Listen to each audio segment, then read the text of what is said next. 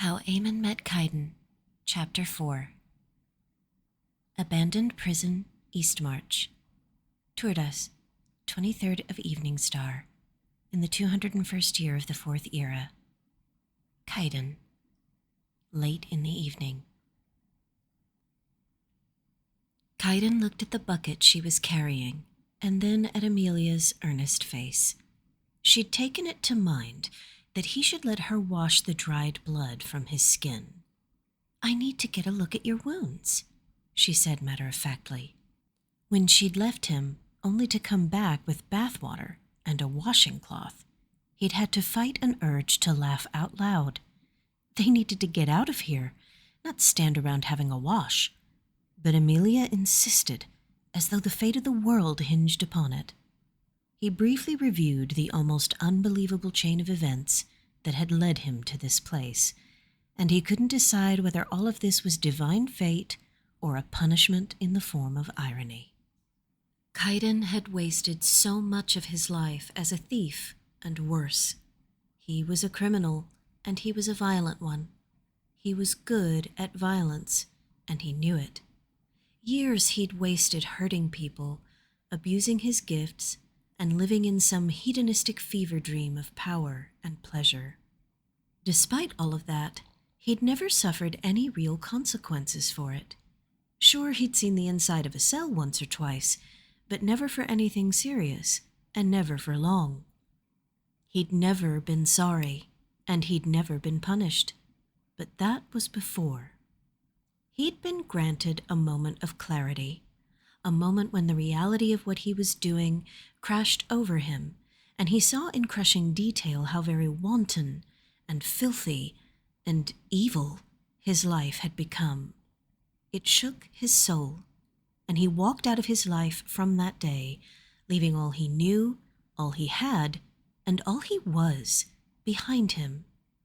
He vowed to change things, to change it all, and he had done that.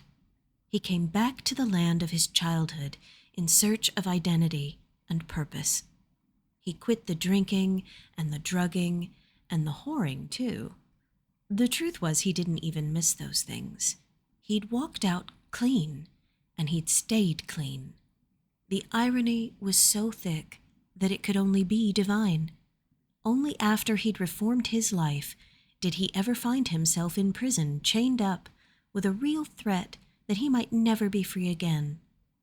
Arrested for no discernible reason by a group of Thalmor who wanted to ask questions about his sword, Kaidan assumed the entire issue could be cleared up in a matter of hours. At first he accepted it. He deserved this, he had thought. They think I've stolen it. That's all this is. And if they never believe me, well, I've stolen plenty of things in my life. He would take his punishment like an honorable man. He'd been moved from one cart to another, one improvised cell to another, until they ended up at this place, in a remote, forgotten corner of Eastmarch. By then, he'd understood that this was far more than a stolen sword, and whatever he'd fallen into was both serious and dire. It was the Thalmor, of course, so the whole thing was bullshit. But these were Empire lands, and the Empire had laws. When he'd caught his first glimpse of this ruined and washed-out fortress, Kaidan knew that he was dealing with something outside of the law, outside of the Empire's control. He would either escape from this place, or he would die here. He had fought like a wild dog when they brought him into the prison. 2 of his captors had died during transport, but Kaidan could not take credit for those. One of the elves had slipped while crossing the river that ran between the road and the prison's entrance. As the elf fell, he flailed about and grabbed at a second guard, causing that one to go down with him. The fall was sufficient to finish them both, and Kaidan took advantage of the confusion. Though he'd failed to win his freedom in that attempt, one guard lost most of his teeth to Kaidan's knee, and another was knocked unconscious when Kaidan landed a satisfying blow to the back of his head. In the end, however, it availed him nothing. Into the prison he was forced to go, and here he had remained. From the very first day, Kaidan watched and waited for any chance at escape. He'd counted the guards, paid attention to schedules, and listened to conversations when they thought he was asleep. He'd seen them bring Amelia in. Of course he had. Unconscious and stark naked, she was carried in like a sack of potatoes by the one they called Gale. Gale had been one of the three who went into her cell that night too, and Kaidan heard it all. The leader here, Cerulean, had been glowing with righteous anger when he found out what they'd done. Apparently, the woman was wanted by an even bigger Thalmor asshole who was en route to interrogate her. Their orders had been to treat her well so that she would cooperate. After the rape was discovered, Kaidan learned that Cerulean was a true believer. He was so offended by the idea of an Altmer in sexual congress with the lesser races that all three of her rapists were punished for their transgression. Not the one they'd committed against the woman, but the one they'd committed against Thalmor purity. Cerulean lined up all of his Altmer guards and forced the three guilty ones to shave their own heads, while the rest stood listening like mindless statues as Cerulean preached a sermon about the divine blood in the common tongue so that even the prisoners would have to hear it. Each of the three offenders then had the tip of his left ear branded, with a level of ceremony that appeared to be almost religious. It was disturbing. 2 of the rapists were getting sent away to some hellhole like this one in the Rift, where the Thalmor kept no female prisoners, and it seemed like most of the other prisoners and guards were being sent away with them. For the rest of that day, prisoners were taken from their cells and moved outside, while guards carried out crates and packs with a sense of urgency. Gale, however, was allowed to remain. Gale had entered Kaidan's cell alone, and Kaidan became a man possessed. He didn't know the woman. He hadn't even seen her face. It wasn't really about the woman. It was about Kaidan being denied his chance after everything he'd been through and every vow he'd made. He would not allow it. He would not give up and lose his life to a worthless little grease stain like Gale. He had exploded onto the elf, breaking both of his legs below the knee.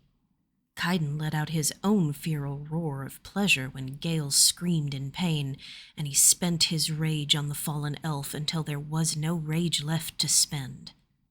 Kaidan didn't really remember the rest, but by the time the remaining elves subdued him, Gale was dead. That's why Kaidan was in these manacles, and that's why they'd cut him and beat him and whipped him into his current state. Before Amelia had appeared out of nowhere and given him her magic, Kaidan suspected he was close to death. He may not have had a formal education, but he was not a stupid man. He knew he'd lost too much blood. He'd been racked with chills for hours, but that had stopped, and he knew it meant his body wasn't even trying to stay warm anymore. His breathing had become shallow and painful. This might be the end. But it wasn't. Amelia came. She appeared before him like a dream. Her damp hair smelled like soap and salt, and her breath sounded like music as she whispered, "Stay with me. Let me in. Let me help you." She had put her tiny hands on his body and poured herself into saving a man who had murdered and stolen and lived in a pit of debauchery for almost 10 years of a thus far wasted life. She was strong. She was kind.